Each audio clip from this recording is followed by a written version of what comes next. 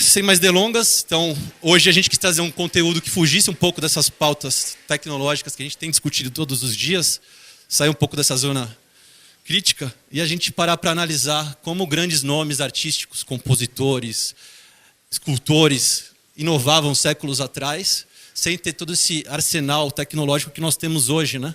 Mozart, Monet, e como eles influenciaram décadas à frente a sociedade. Então, e a gente também vê um pouco a arte simplificada hoje, né? Eu sou aspirante mirim ali a músico, então você estuda, a música tem vários elementos, né? Ritmo, melodia, harmonia, e hoje a gente vê as músicas só destacando batidas. Não, eu ouço eletrônico, não estou menosprezando, mas você vê que está perdendo um pouco de qualidade e é bom a gente às vezes resgatar essa boa música e ouvir de tudo também, não só ficar bitolado em um gênero musical. Então, o professor Jamil, ilustre, veio trazer um pouco a gente para essa reflexão, comparar ali grandes artistas, suas obras e como a gente pode ter insights que nos permitam uma liderança e uma gestão mais disruptiva atualmente, né, Jamil? Então, muito obrigado pelo seu tempo. Pessoal, aproveitem a dinâmica, esse conhecimento. Espero que plantem uma sementinha aí para a gente voltar para casa ressignificando um pouco a nossa atuação, tá bom? Obrigado.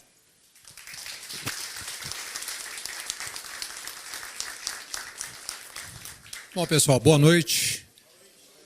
Muito bom, muito bom. O meu foi o melhor dos três, hein? Bom, você estava perguntando por que o profissional da TecBan, o Vitor estava perguntando por que o profissional da TecBan veio hoje, por causa da minha palestra. Né? Foi ou não foi? Obrigado.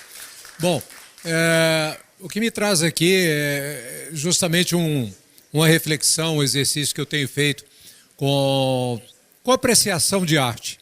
Tá? Queria dizer de imediato para vocês, eu não sou um crítico de arte, não sou artista, já consegui aprender algumas coisas na vida, mas música eu não consigo aprender. Tenho problemas de vista, então eu aprecio arte com as minhas limitações. Me considero um apreciador de arte absolutamente comum.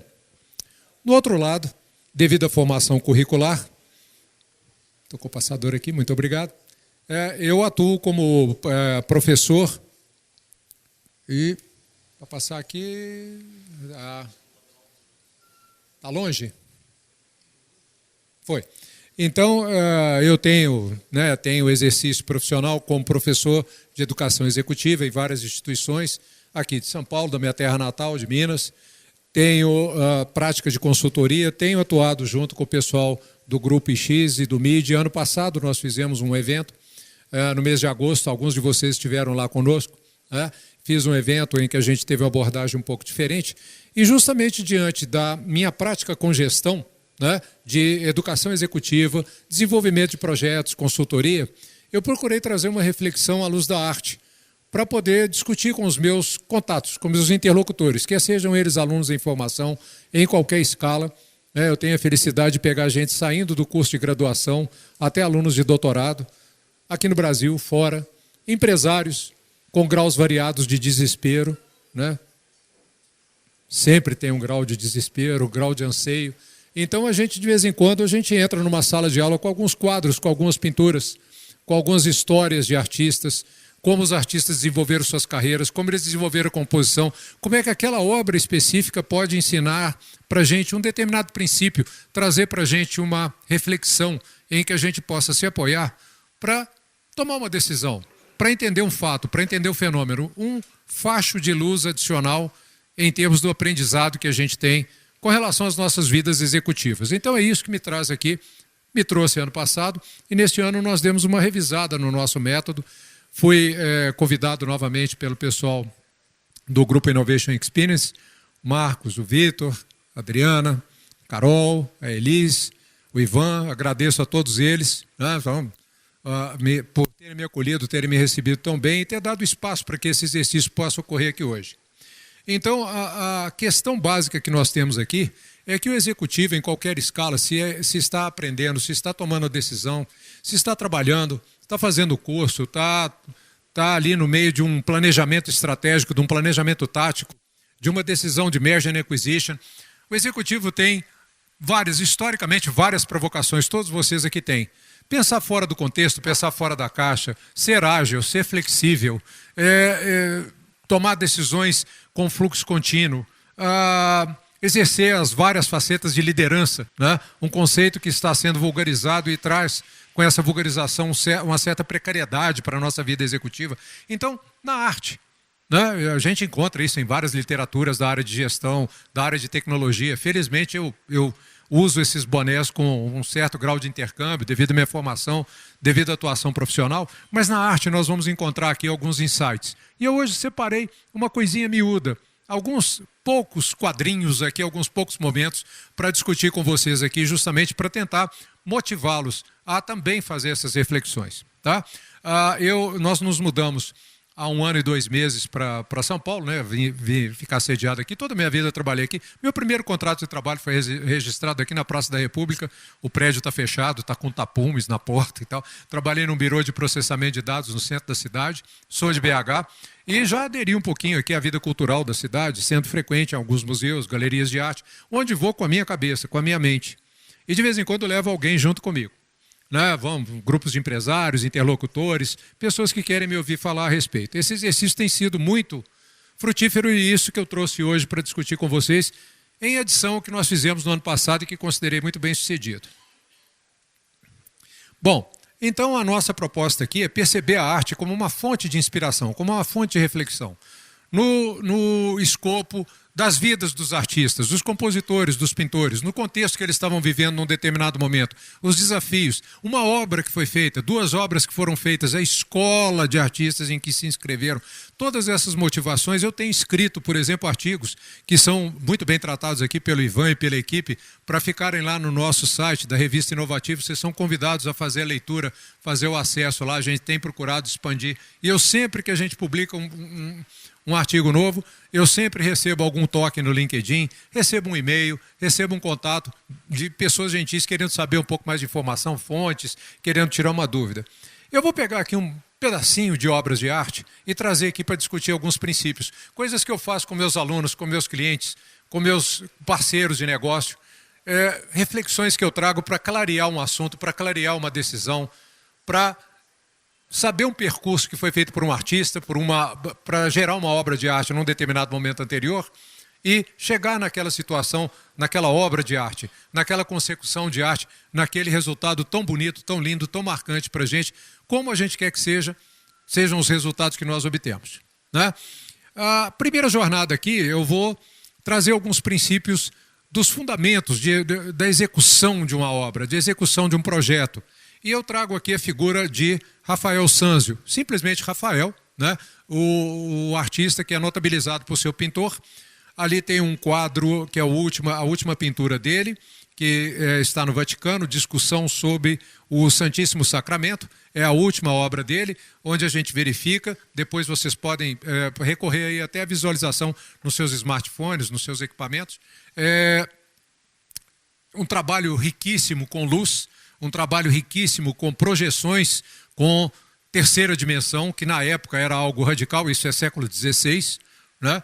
E do outro lado, uma foto que eu fiz, que outro dia mesmo nós estivemos, eu, minha esposa, estivemos lá fazendo um tour daqueles onde você leva empurrões, algumas mochiladas, aquela coisa de turista mesmo.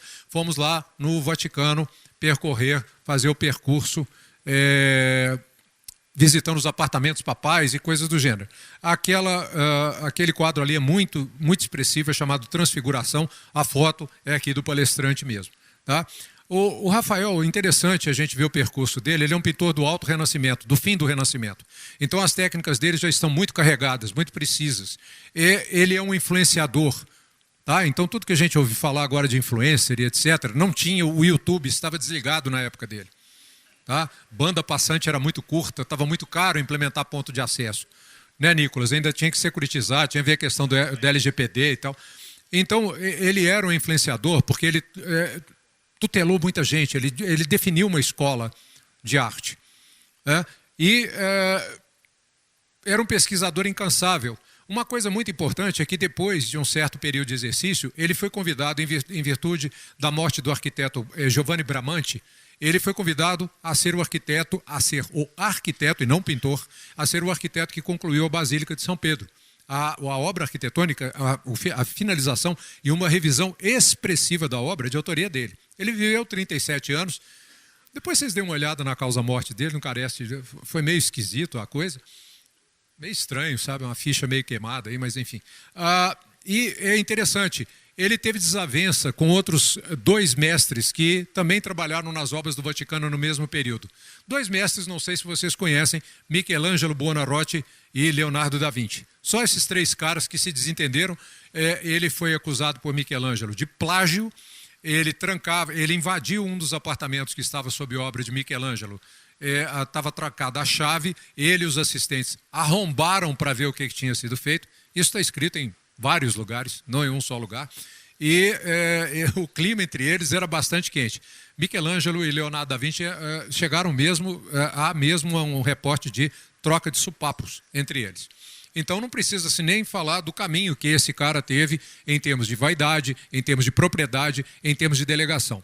Uma coisa que eu queria chamar a atenção de vocês, justamente endereçando aqui para a gestão, fora esse bafo de arte aqui, esse barraco de bastidores de arte, é que esse cidadão aqui, além de tudo, de ser multidisciplinar, né, de ser um pintor e arquiteto, de ter uma gama de conhecimentos vastíssima, ele aplicava a pesquisa e tem 2 aspectos muito importantes aqui. A gestão de projetos. Quase todas as maiores obras dele foram comissionadas. Rolava jabá. Ele estava recebendo uma grana para fazer. Tinha cronograma, tinha prazo, tinha multa por atraso no contrato dele. Repare, tem muito contrato que não tem multa por atraso. O dele tinha, se não entregasse a tempo. Havia uma disputa frenética entre as equipes dos 3 grandes mestres do Renascimento. Tá? Os atestados estão todos aí na internet, é coisa assustadora. Então vocês imaginem o ambiente da gestão de projetos. E a outra situação é a gestão de equipes. Riquíssima gestão de equipes por parte de todos eles. Quando nós vemos um quadro e falamos Rafael Sanzio, na realidade nós estamos falando de uma obra de um time, de uma obra de uma equipe que tem pintores notáveis. Ali eu listei 2, Giulio Romano e Gianfrancesco Pini. Esses 2 pintores seguiram suas carreiras, fundaram suas escolas e também se tornaram artistas renomados na sua época. Então, aqui está o retrato de uma experiência do século XVI, que tem várias reflexões, vários insights em termos do que a gente chama de gestão de projetos, em termos do que a gente chama de gestão de equipes. Os senhores estão procurando uma fonte para estudar, para analisar, para ver uma referência a respeito de como conduzir a equipe esportiva, a realizar um tracking, astrofísica, formação de astronautas. Pois bem, no século XVI nós encontramos aqui um esquema extremamente competitivo no centro artístico do mundo, no centro cultural e religioso do mundo, e 3 grandíssimos mestres disputando a primazia da realização de uma obra de arte. Tá? Então está aqui uma situação de insight. Tá? Faço uma consolidação, depois vocês vão receber essa apresentação. Tá? Então nós temos aqui várias inspirações, concepções diante deste caminho de gestão de projetos e gestão de equipes. Eu podia chamar a atenção de vários outros aspectos, mas eu cortei estes 2 para trazer aqui para vocês. De acordo que são aspectos relevantes? Tudo bem? Tudo bem? Vamos andar então, abordar uma outra coisa com vocês, que chega muito aos nossos ouvidos, né? O ciclo da inovação. A palavra inovação já está até um pouco judiada, bem da verdade, está um pouco gasta, nós já comentamos isso aqui antes do evento, mas inovação é extremamente importante, é o que nos traz aqui hoje, é o que nos mantém vivos, né? E uma coisa que acontece muito e que a gente vai recorrer aqui ao movimento chamado cubismo para fazer uma reflexão, é aquele fato da empresa, da organização, do profissional inovar uma vez.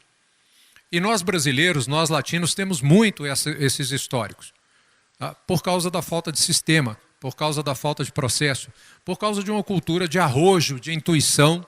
Nós somos muito corajosos, muito bravos e colocamos a inovação no mercado. Parabéns, colocou a inovação no mercado. Eu trabalho, como vários de vocês aqui, trabalho com mentoria de programas de aceleração e incubação.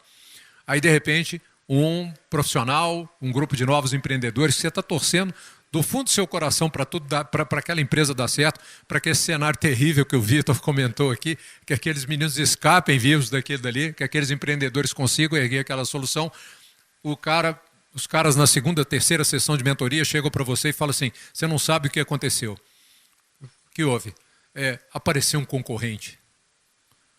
É o cúmulo da falta de vacina isso, né? É claro que vai aparecer o concorrente. A coisa está dando certo, é óbvio.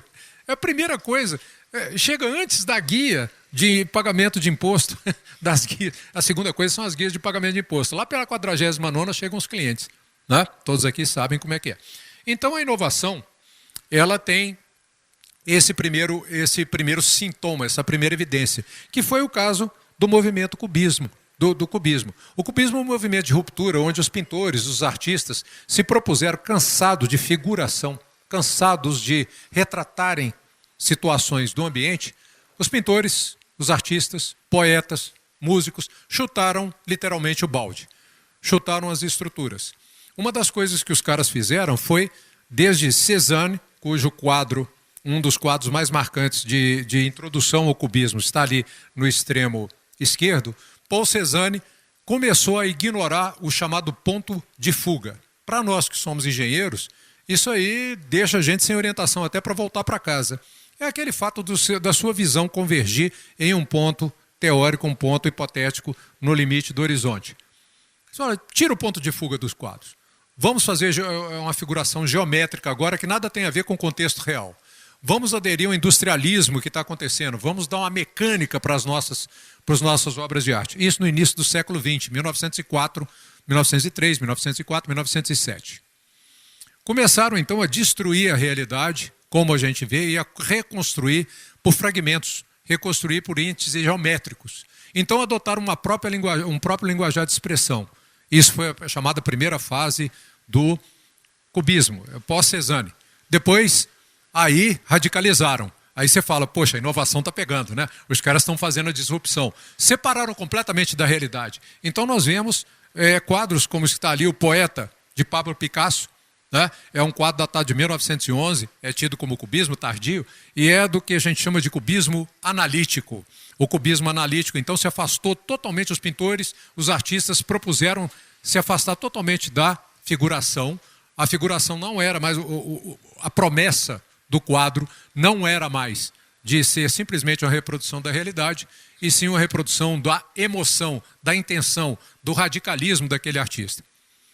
Bacana. E para onde nós fomos na próxima fase? Sintético. Voltamos à figuração. Estranho esse movimento. Aí você verifica, vai aprofundar um pouquinho na leitura, vai avaliar um pouquinho o que aconteceu. Primeiro, o cubismo escalou. Foi uma questão de escalabilidade. Quando escala, numa boa, perde a graça, né? Você chega, mais uma vez, os startupeiros chegam e falam assim, eu estou estudando escalabilidade agora para 2025, bacana. E você está preparado para vender sabão em pó? Arame, arroz e feijão, isso tudo é escalável. Você vai entrar em produção, amigo. Não, mas eu quero continuar criando e tal. Separa a produção, coloca a produção de um lado, abre o lab, contrata um CEO daqueles de operação brutal aqui, um cara com experiência, e cuida de produção para escalar. Você não vai aguentar a escala. Toma cuidado, sua cabeça é de criação, é de invenção. Aqui aconteceu isso. Começou 2 movimentos aqui estranhos. Primeiro, todo mundo era cubista. Então todo mundo começou a destruir a figuração. Aqui no Brasil, chegou muito bem, nós temos o quadro ali da Tarsila do Amaral, né? Está exposto aqui no acervo do Museu de Arte de São Paulo, do MASP, coisa maravilhosa, um dos quadros da Tarsila que está ali, né? Chamado Figura 56. É tido como a noiva, né? O apelido do quadro. E é bom estudar o contexto, eu vou evitar aqui para a gente não se alongar muito.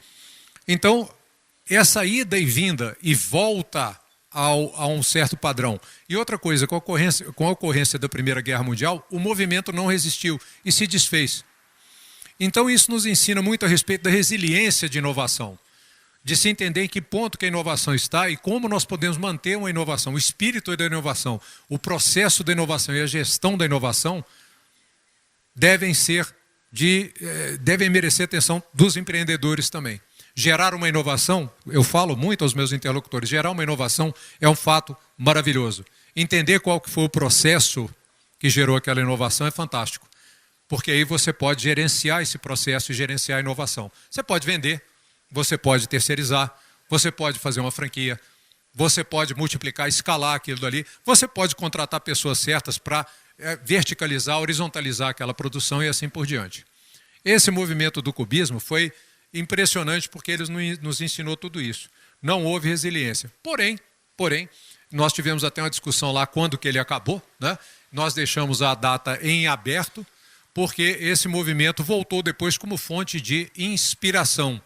Voltou como fonte de inspiração do impressionismo, do surrealismo e de ondas novas. Inclusive, ele foi desafiado posteriormente porque o pessoal voltou a fazer figuração em excesso com o expressionismo. Então a arte nos ensina, nos mostra esses caminhos por onde uma inovação que vocês estão gerando na sua empresa agora, que vocês têm uma ideia, que vocês estão desenvolvendo um MVP, que estão desenvolvendo agora uma POC, como essa inovação pode caminhar na direção do mercado. Ok? Tudo bem? O vinho já começou a fazer efeito adicional aí ou está sob controle ainda? Dá mais um pouquinho? Vamos? Então vamos embora.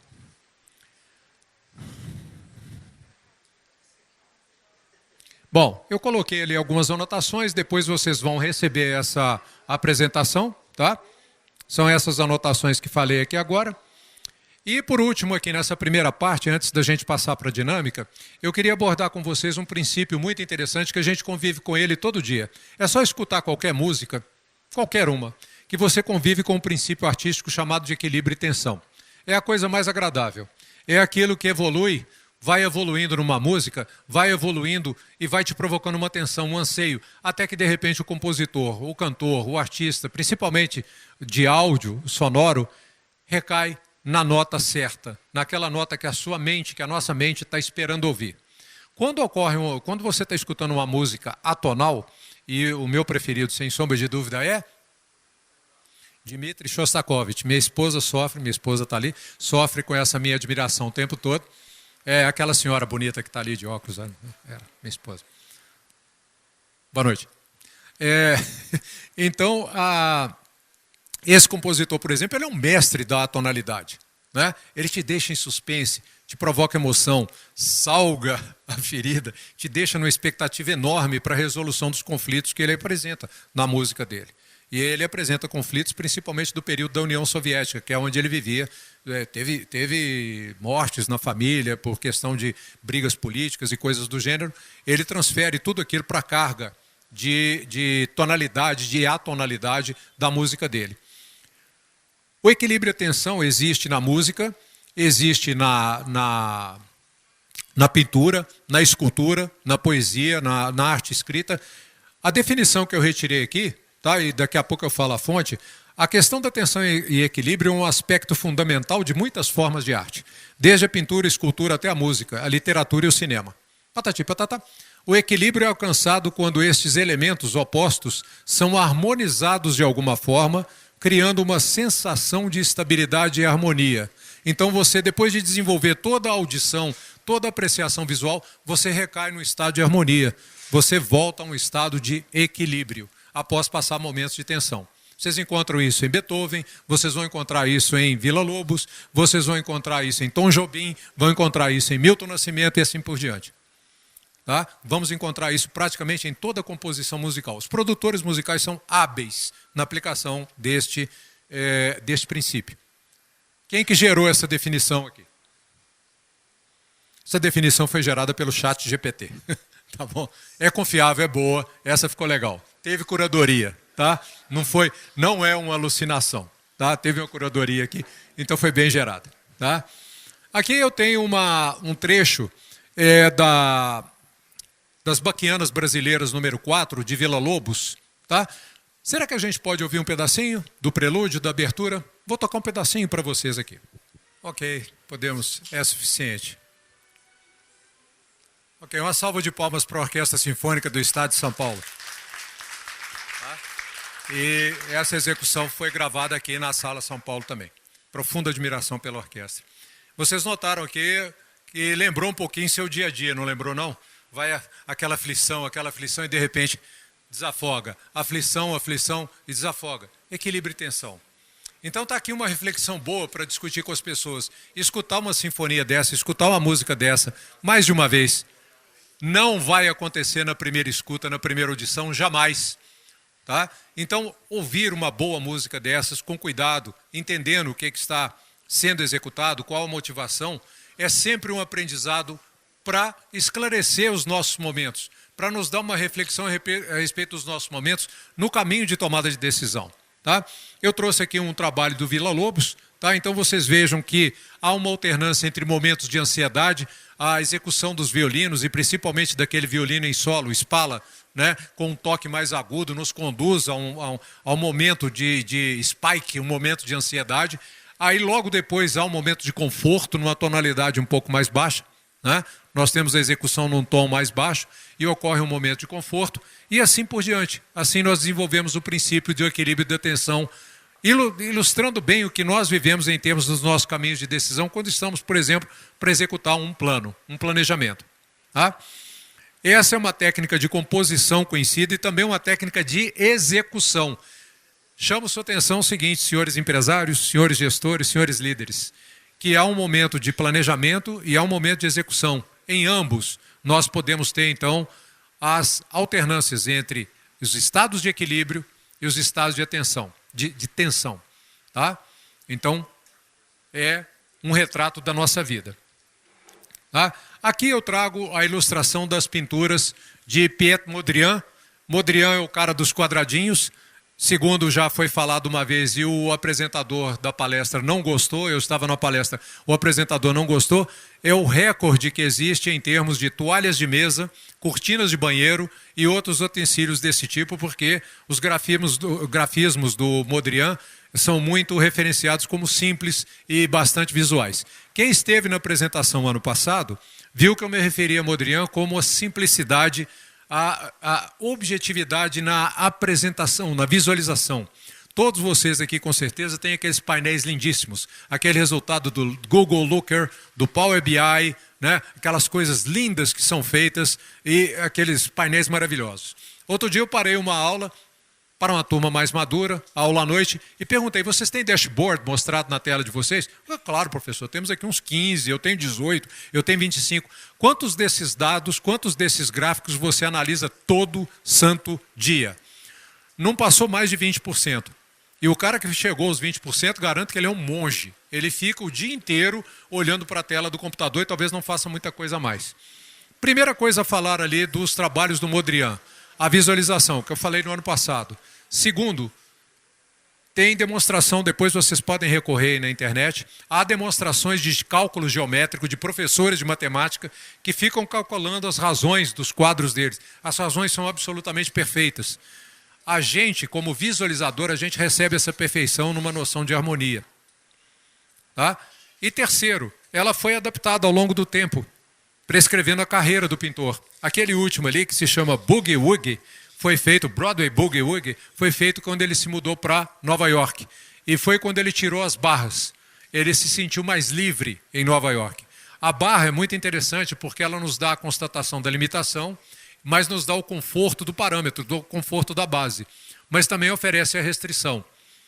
Então está aqui um pensamento diante do equilíbrio e da tensão, que essa divisão, separar isso é algo muito tênue, muito delicado.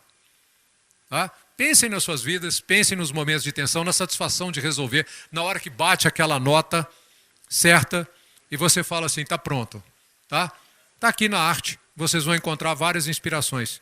Recomendo, aqueles que quiserem, dar uma olhada no Mondrian, me escreve depois, vamos bater um papo, tá? E verificar como é que isso é apresentado em várias obras de arte, esse princípio é apresentado em várias obras de arte. Tá aqui a percepção, os comentários que eu fiz. E essa análise é interminável. Nós podíamos passar aqui alguns dias. Infelizmente, o pessoal pediu para eu abreviar, então nós vamos ter que sair hoje à noite ainda. Tá? Vamos ter que encerrar. É lamentável, isso lamento muito. Eu tinha reservado aproximadamente até domingo de tarde, mas a gente vai ter que encerrar antes. Tem um problema aqui também com a casa e tal. Mas todos os artistas que estão citados ali, e eu chamo a atenção de vocês, além dos pintores que estão ali, o Kandinsky, o Mark Rothko, o Juan Miró, nós temos aqui embaixo os músicos, e eu tomei a liberdade de incluir ali o cara radical de todos, o Miles Davis. Eu coloco ele do lado simplesmente Ludwig van Beethoven, que é um dos pais da cultura, não é da música, dos pais da cultura que nós temos hoje em dia. Beethoven foi o cara que botou os instrumentos da orquestra em ordem. Só isso que ele fez. Ele arrumou uma orquestra sinfônica de tal forma que o som fosse emitido. Detalhe, ele já estava praticamente surdo quando ele fez isso. E fez precisamente. Tá? Então, coloco essas referências aqui para sua análise posterior. Bom, aí agora, eu queria organizar com vocês aqui um bate-papo. Nós vamos fazer o seguinte, nós fizemos uns cartões apresentando para vocês algumas situações. Vocês vão receber aí uma fonte de inspiração da arte, uma análise breve, um texto bem breve para a gente bater um papo nas mesas onde estamos, com os colegas de mesa. E, com base nessa análise, há 2 questões ali no final de cada cartão. Vocês vão levar o cartão com vocês. Não deixem não, tá? Eu vou ficar chateado se vocês não levarem. Além de eu ter escrito, o pessoal fez um trabalho belíssimo. A Elis fez um trabalho belíssimo com esses cartões. Está bonito pra caramba. Tem ali uma questão que eu gostaria, a primeira questão de cada cartão, eu gostaria que vocês discutissem. E depois, rapidinho, nós vamos fazer uma coleta das respostas. Tá? Vocês elejam um porta-voz em cada mesa. Tá? E pode correlacionar com a dosagem de vinho que o cidadão já consumiu e tal, não há problema nenhum. E nós vamos coletar as respostas, as impressões de vocês com relação a essa análise. São 15 minutos para fazer essa análise e 5 minutos para a gente fazer a exposição, e aí eu farei o fechamento da apresentação. Pode distribuir, pode escolher o que você quiser, Elis, não tem problema. Todos da mesa recebem um cartão só e eu vou coletar as respostas. São 4 modalidades, depois se vocês quiserem trocar com os colegas das outras mesas, tá?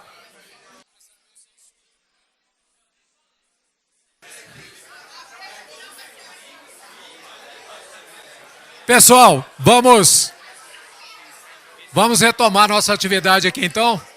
Podemos 1 minuto, por favor, só para a gente fazer o nosso encerramento. Quem se candidata a expor a sua resposta, por favor? Voluntários. Voluntários para expor a resposta.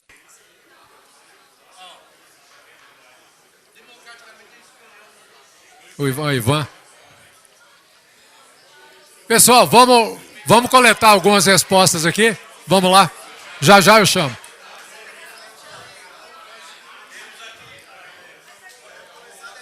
Por favor, preciso que venha aqui por causa do sinal.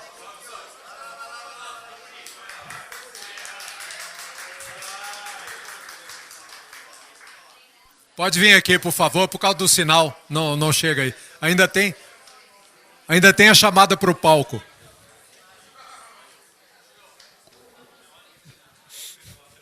Boa noite, meu caro.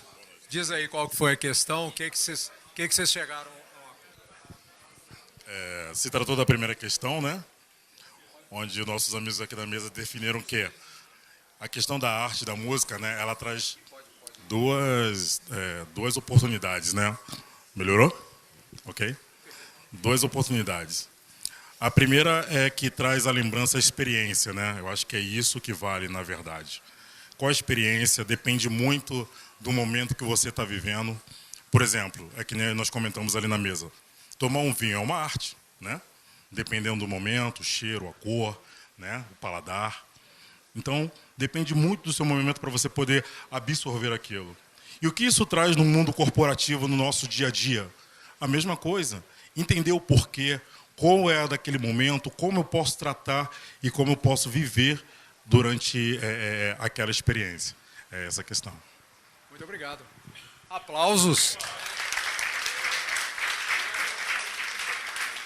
Agora aqui nós vamos ter a participação do Ivan.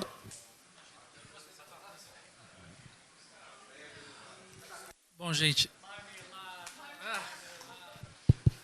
Ó, o seguinte. Na verdade, nós tivemos conversas paralelas aqui, né? Cada um chegou a algumas conclusões aqui, tá?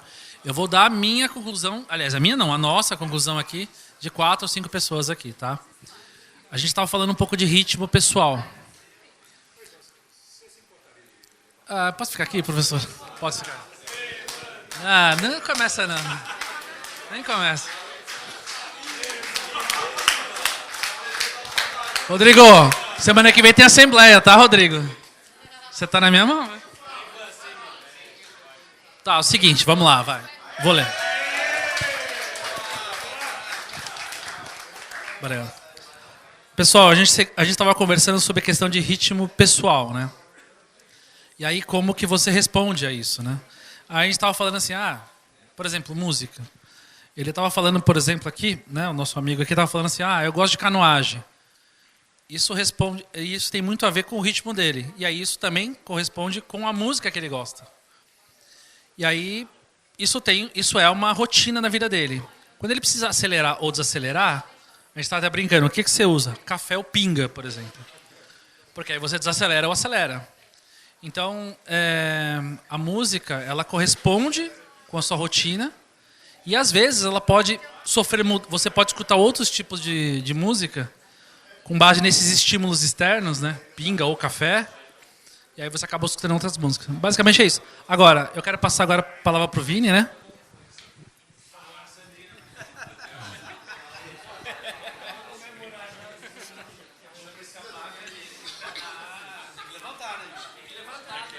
Tem que levantar. Ficar daqui que tá meio... Bom, gente, boa noite. Fui pego de surpresa aqui. Não estava esperando muito falar. Mas isso é uma questão até de tensão e equilíbrio, né?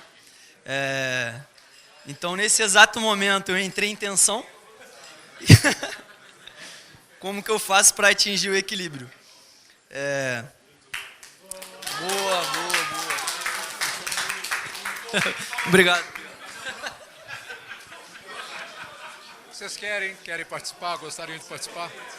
Vamos escolher mais uma opinião aqui, por favor. Bem, pessoal, acho que nós conversamos aqui em time. Acredito que as reflexões a gente conseguiu entender um pouquinho. Fizemos aqui uma reflexão sobre, não só apenas sobre a arte, mas principalmente eu acho sobre o fato da inovação. E até pegar um pouquinho das nossas escolas aqui. Acredito que a inovação, ela está muito relacionada a conhecer o cliente. E conhecer o cliente é uma arte. Então, acho que conhecer o cliente ele é uma arte. Ouvir o cliente também, acho que muitas vezes nós olhamos para os nossos problemas, o que a gente acredita que vai resolver. Mas ouvir o cliente também é uma arte. Então, acredito que praticar a inovação dentro de um mundo corporativo, dentro das nossas próprias cabeças, da nossa própria cabeça, acaba sendo uma arte contínua. E manter esse equilíbrio, não vou me recordar agora da questão do vai e vem da sinfonia, mas eu acho que manter esse equilíbrio, ele acaba tendo que ter, sendo contínuo. Indo para a última pergunta, até para não me estender tanto, a gente falou também sobre como continuar vivo, né? Continuar a inovação viva dentro de uma empresa. E a gente falou aqui um pouquinho sobre propósito. Então, apresentar propósito, ter pessoas dentro da companhia, estão alinhadas aos objetivos, sempre pensando em levar o melhor para o cliente de forma contínua e ouvir o cliente sempre. Eu acho que isso é inovação, isso é arte. Muito bem. Aplausos, muito bom. Queria convidar vocês agora. Quem é o porta-voz? Como vai? Tá bom? Nós já estivemos conversando outro dia. Já no passado. Bom, se houver problemas de tradução, você faz tradução simultânea, né? Ok, tá bom.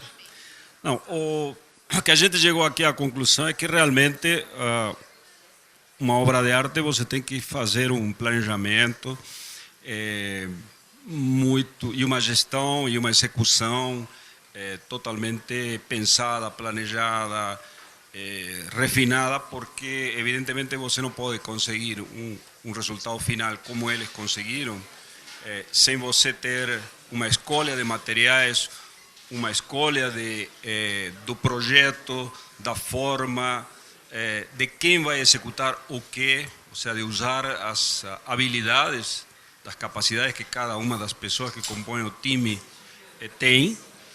E tudo isso, obviamente, em um ambiente de estrelismo e de artistas como eles são, e mais, nós estamos criando empresas, nós estamos criando produtos, né?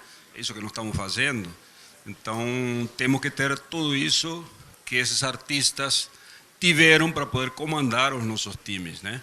Saber escolher as pessoas, o momento, quem vai fazer o quê, quem vai carregar o quê.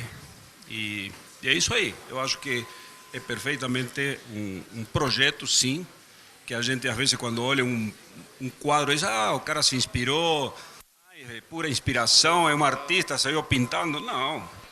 E os tempos para executar? Ele tinha multas. Então, ele tinha que saber, sei lá, quantos centímetros quadrados pintava por hora, por minuto, como que as pessoas que estavam atendendo ele iam a poder, né, suprir a demanda para poder concluir essa obra. Acho que é isso, né? Perfeito. Muito obrigado. Agora para essa mesa aqui, por favor, pediria moderação.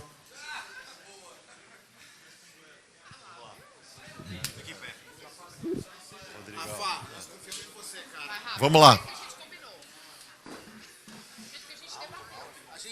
Ó, processo é fundamental. Por que processo é fundamental? A gente chegou numa discussão aqui que na relação com a arte tem o espírito da época, né? Aquela palavrinha que vocês já ouviram falar do Zeitgeist. Tudo tem a ver com o contexto. Então, a diferenciação da relação da arte com a inovação tem a ver com o contexto. E a gente comentou também da inovação, que é uma invenção com utilidade, né, professor? Se não dá utilidade, não é inovação, é invenção. E a utilidade, quando a gente coloca tecnologia por trás, vai moldar ainda mais comportamentos diferentes. Agora se fala de arte digital, né? O que é arte digital no comportamento digitalizado que nós temos hoje, para entender que oportunidade que a gente tem. Porque quando uma tecnologia ela traz novos problemas e novas oportunidades. E a mesma coisa com a arte, né? A arte ela também traz novas interações de acordo com o espírito da época, né?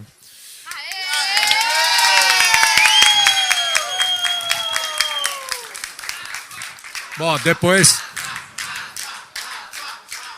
Olha, tá de parabéns, viu? Depois eu vou fazer a arguição individual dos membros do grupo, só para conferir se todo mundo contribuiu com a resposta. Você sai da sala de aula, mas a sala de aula não sai de você. Bom, agora coletar a última opinião aqui do pessoal do grupo, por favor. Boa noite a todos. A partir das elucidações aqui trazidas, nós concluímos que, na verdade, não há uma definição perfeita e, por isso, a arte é fazer com que todas as opiniões sejam válidas, aceitas e, sobretudo, trabalhadas. Mas, em relação ao ponto 1, nós pensamos que tudo aquilo que é levado a sério, independentemente da vida profissional, é podido ser entendido como uma maneira de ser um projeto. Não só um projeto daquilo que a gente trabalha, mas quando um pintor pinta o quadro e procura ali ter a inspiração, há muita transpiração posta em prática. Já dizia Pablo Picasso que a inspiração venha, não dependa de mim, mas que ela me encontre trabalhando. Dessa forma, a gente pensa na seguinte forma: quando a gente desenha um projeto de vida que seja tirar férias, procurar uma busca por passagens, por hotéis, isso pode ser considerado também um projeto. E, desta maneira, um projeto é algo que tem início, meio e fim. Contudo, a construção de um projeto é um produto que não tem final. Esse produto, ele está sempre em atualização. Se a gente pensar em criar, por exemplo, um aparelho celular, isso foi um projeto de criar algo que fizesse sentido para a comunicação entre os seres.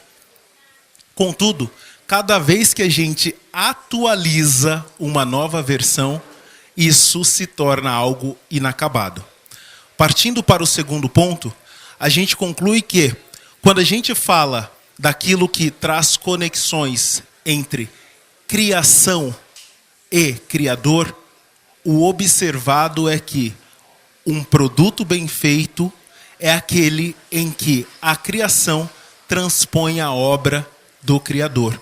Ou seja, quando a gente olha aqui na arte, pirâmides do Egito, Machu Picchu, Coliseu em Roma, Não importa para a gente quem fez, mas nós conseguimos vislumbrar, com elevado nível de conhecimento, cultura e até mesmo crítica, quão trabalhoso foi para quem, em tempos de outrora, sem o mínimo recurso, conseguiu construir estruturas que até hoje duram e perduram para quem vê.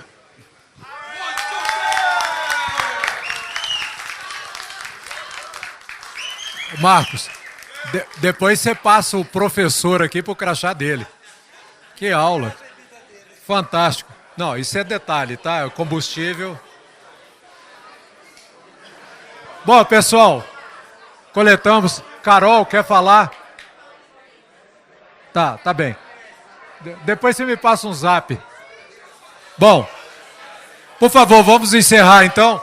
Me deem 3 minutinhos aqui, eu concluo. Tá, nós vamos concluir então a apresentação. Passamos aí a palavra a todos, né? Desejo que vocês tenham levado aqui algumas mensagens desse nosso pequeno exercício de reflexão. Tá? Então fizemos a nossa atividade.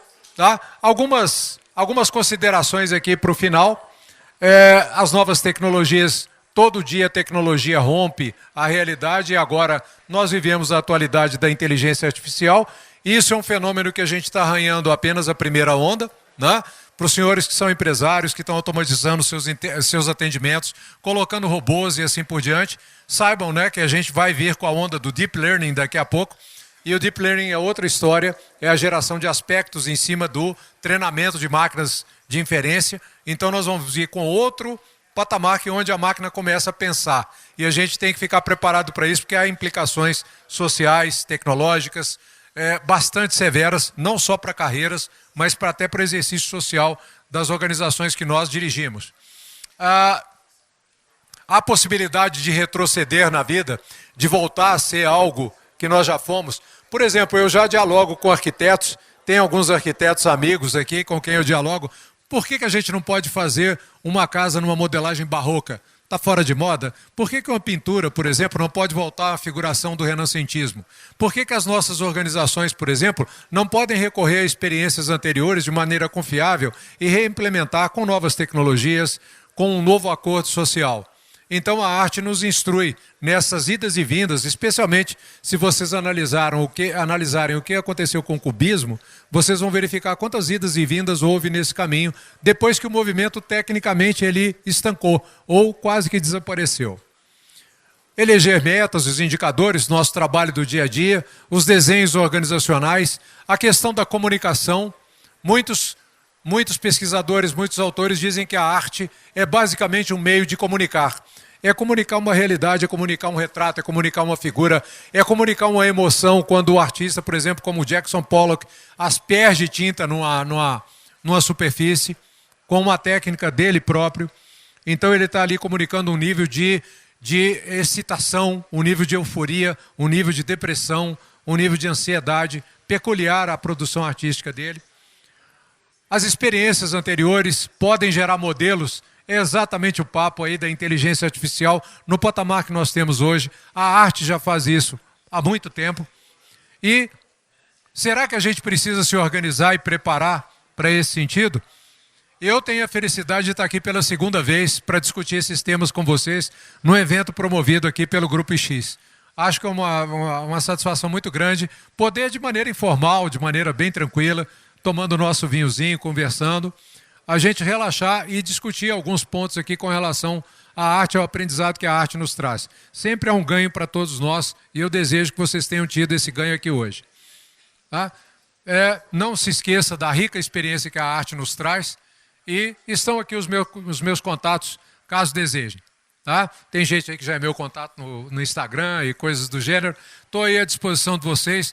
Mais uma vez eu queria deixar o agradecimento ao pessoal do Grupo X pelo convite, pela oportunidade de estar aqui com vocês nesse evento tão agradável, tão marcante. Queria agradecer a todos os amigos do Grupo X, agradecer aos meus familiares que tiveram, minha esposa, amor da minha vida, está ali, minha filha, meu genro que estão aqui comigo. Olha que para largar a filhota deles em casa, que é a minha neta, é uma delícia, ela é maravilhosa. E vir aqui ficar com o avô é um real sacrifício. Eu reconheço todo o sacrifício, estou muito grato a todos vocês aqui por essa noite. Obrigado.